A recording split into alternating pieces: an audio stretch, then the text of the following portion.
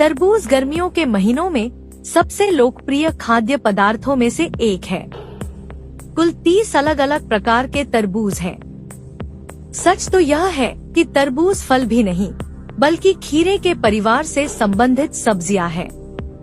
तरबूज में लगभग 92% पानी होता है। एक औसत अमेरिकी एक साल में लगभग 15 पाउंड तरबूज खाता। पृथ्वी सूर्य के चारों ओर अपनी धुरी पर झुकी हुई है।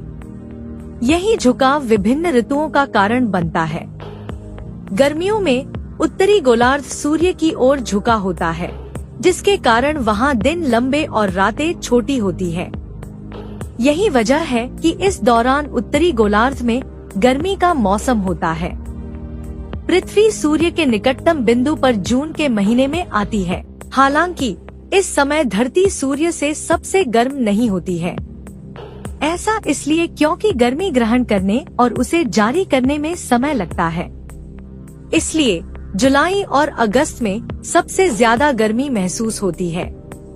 गर्मी के मौसम के बारे में कई रोचक तथ्य हैं। साल का वह समय जब गर्मी आती है उत्तरी और दक्षिणी गोलार्ध में अलग अलग होता है।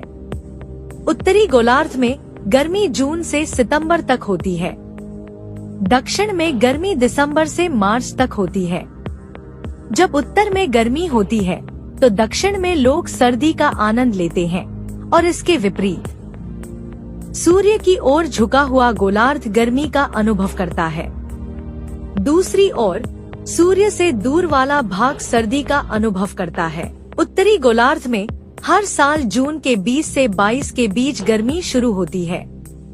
इस गोलार्ध में ग्रीष्म संक्रांति गर्मियों के आगमन का संकेत देती है।